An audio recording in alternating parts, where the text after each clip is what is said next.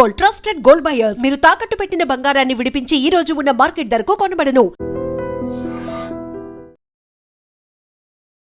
నమస్కారం, welcome to iDream media. నేను మీ సంగీత. ఈ మధ్యకాలంలో ఎక్కడ చూసినా సరే ఆర్టిఫిషియల్ ఇంటెలిజెన్స్ ఈ యొక్క యాప్ తోటి చాలామంది కూడా లేని వాటిని క్రియేట్ చేసి జనాలను కొన్నింటిలో చాలా ఆసక్తి కలిగించేలా కొన్నైతేను భయాందోళనకు గురి చేసేలాగా కొన్ని క్రియేట్ చేయడం అనేది జరుగుతుంది. అంటే రీసెంట్గా ఇప్పుడు మనం చూసుకుంటే మేడ్చల్ మల్కాజ్గిరి జిల్లా షామీర్పేట్ పోలీసు పరిధిలో ఒక రవీందర్ అని చెప్పేసి ఒక వ్యక్తిని పోలీసులు అదుపులోకి తీసుకోవడం జరిగింది. ఎందుకు అనంటే అతను ఏఐని ఉపయోగించి అక్కడ చిరుతపులి సంచరిస్తుంది అని చెప్పేసి ప్రజలను భయాందోళనకు గురి చేయడమే కాకుండా అటవీ శాఖ అధికారుల దగ్గరికి కూడా ఈ వీడియో తెగ వైరల్ అవ్వడంతో వాళ్ళు కూడా అప్రమత్తమై అక్కడ నిజంగానే ఆ క్రూర మృగము సంచరిస్తుందా, దానివల్ల ప్రజలకు ఇబ్బంది కలిగే అవకాశం ఉంది అని చెప్పేసి 2 రోజుల పాటు కూడా వాళ్ళు అక్కడ సంచరించడం జరిగింది. చూసేసి ఎక్కడ ఉంది ఏంటి అని చెప్పేసి తర్వాత తీరా చూస్తే ఆ యొక్క వీడియో వచ్చేసి ఏఐ త్రూ క్రియేట్ చేశారు, అది నిజమైన వీడియో కాదు, ఇది ఎవరు క్రియేట్ చేశారు అని చెప్పేసి మొత్తం ఆరా తీసేస్తే అతను ఏదైతే నార్త్ సైడ్లో అంటే బీహార్కి సంబంధించిన వ్యక్తి ఇతను ఇక్కడ ఏదో ఉపాధి కోసం అని చెప్పేసి ఇక్కడికి రావడం జరిగింది. అతనికి 18 years ఉంటాయి. ఆ వ్యక్తి రవీందర్ ఏం చేశాడు అని అంటే ఇలా చేస్తే బాగుంటుంది, ఎలాగైనా సరే నేను వైరల్ అయిపోతాను, నా ఏదైతే ఇన్స్టా పేజీ కానివ్వండి లేదంటే యూట్యూబ్ కానివ్వండి తొందరగా జనాల్లోకి వెళ్తుంది, ఎక్కువ మంది చూస్తారు అని చెప్పేసి లక్షలలో వ్యూస్ వస్తాయని చెప్పేసి అదొక కారణంతో ఇలాంటి ఏఐ వీడియోని క్రియేట్ చేయడం వలన ప్రజలు అక్కడ భయాందోళనకు గురయ్యారు కదా.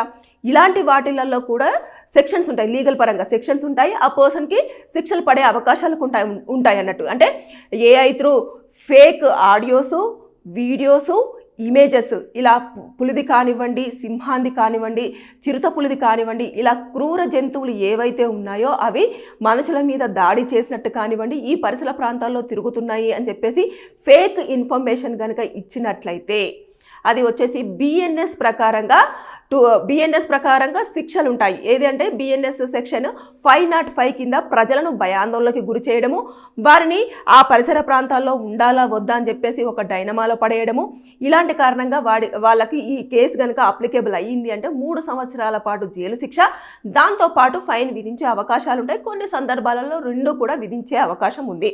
ఇకపోతే పబ్లిక్ న్యూసెన్స్, దీనివల్ల ఏమవుతుందంటే జనాలు ఆ ప్రాంతంలో వెళ్ళాలా వద్దా అని ఆలోచిస్తారు.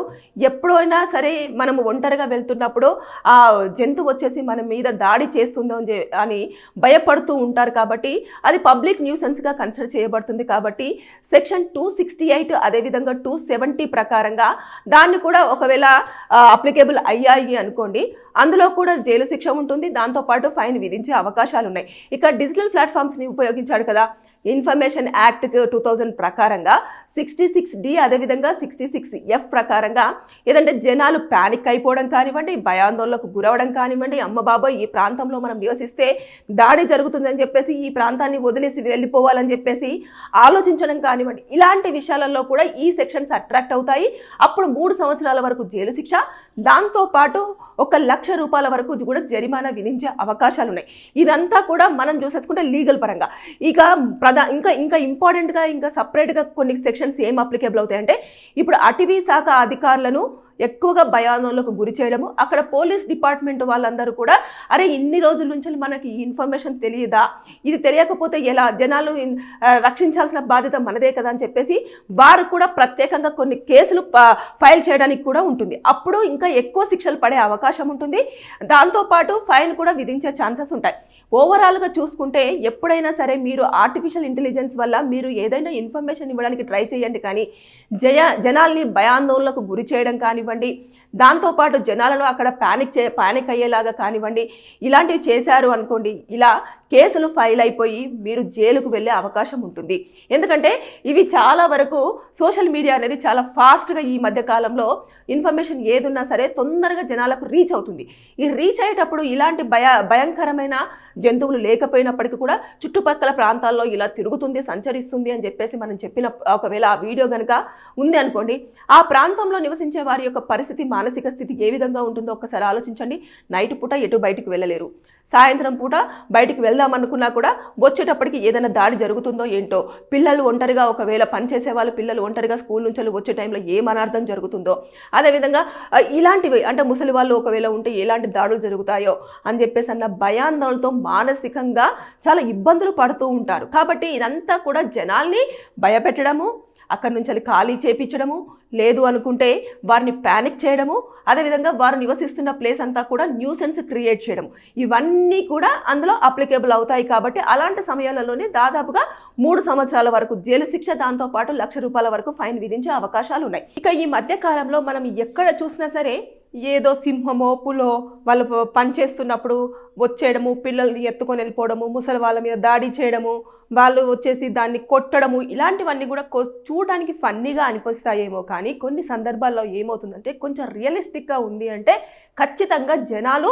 భయపడే అవకాశాలు ఉంటాయి. అధికారులు అలర్ట్ అవ్వాల్సి ఉంటుంది.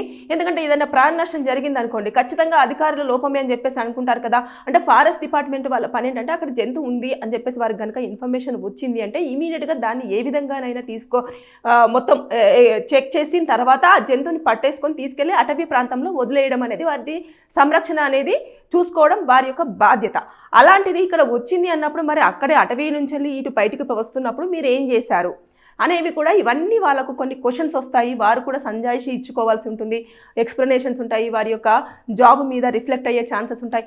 ఇన్ని కోణాల్లో నుంచి కూడా ఉంటాయి. కాబట్టి ఏదైనా ఏఐతో మీరు గనక చిరుత పులి కానివ్వండి, లేదంటే సింహం కానివ్వండి, ఏనుగు కానివ్వండి, ఇలాంటి జంతువుల యొక్క వీడియోస్ భయాందోళనగా కానివ్వండి, భయంకరంగా కానివ్వండి క్రియేట్ చేసే ముందు మీరు ఎలాంటి పనిష్మెంట్స్ అనుభవించాల్సి ఉంటుందో అని తెలుసుకున్న తర్వాతనే క్రియేట్ చేయండి. జనాలకు కొంచెం ఇబ్బంది కలిగినా, అటవీ శాఖ అధికారులకు కొంచెం ఇబ్బంది కలిగినా, ఆ లోకల్ పోలీస్ స్టేషన్ వాళ్ళకు నిర్లక్ష్యం అని చెప్పేసి ఏదైనా వచ్చింది అంటే అవి మళ్ళీ సపరేట్గా కొన్ని సెక్షన్స్ అనేవి ఉంటాయి. అవి కూడా అప్లికేబుల్ అయితే ఇంకా జీవితాంతం కూడా మీరు జైల్లో గడపాల్సిందే. కాబట్టి ఏఐని ఇన్ఫర్మేషన్ ఏదైతే ఉంటుందో దానికోసం వాడండే, కానీ జనాల్ని ప్యానిక్ చేయడం కోసం మాత్రం వాడొద్దనేది నేను ఈ వీడియోలో చెప్పదలుచుకున్నాను. Thank you. And for more videos, Please subscribe to iDream. Please subscribe to iDream. Please subscribe iDream. And please subscribe to iDream. For more videos, subscribe to iDream. please like, share and subscribe to the channel. Congratulations, iDream. Subscribe to iDream. Subscribe to iDream. So subscribe to iDream Media. iDream ki iDream team andarki huge congratulations. Please subscribe iDream Media. Please subscribe to iDream. Subscribe iDream. Please subscribe to iDream. iDream అంటే నా కళల ఛానల్ను subscribe చేసుకున్న నోరు తిరుగుతలేదు, మీరైతే గంట గుర్తు కొట్టండి. For more such videos, please subscribe to iDream. Subscribe to iDream. Please subscribe to iDream. Please subscribe iDream Media. Please do subscribe to iDream. Please subscribe to iDream Media. For best entertainment and information, please subscribe iDream. And don't forget to subscribe to iDream.